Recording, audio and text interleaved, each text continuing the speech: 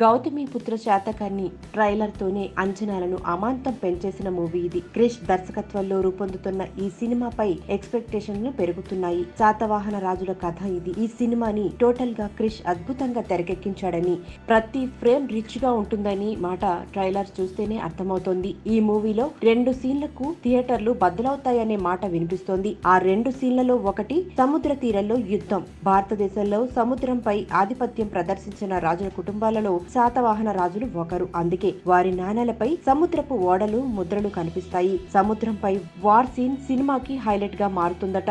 ఈ సీన్ మొత్తాన్ని green mat పై చిత్రీకరించాడు దర్శకుడు క్రిష్.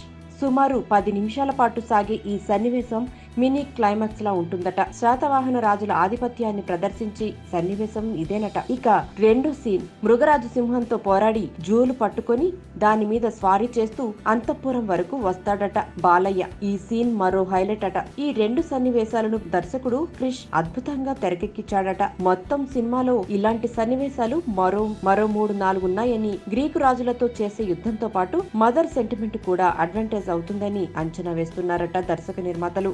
సంక్రాంతి కానుకగా విడుదల కానున్న ఈ సినిమాపై భారీ అంచనాలున్నాయి. మరి 100 సినిమాతో బాలయ్య రికార్డులు తిరిగేస్తాడా లేదా అనేది చూడాలి.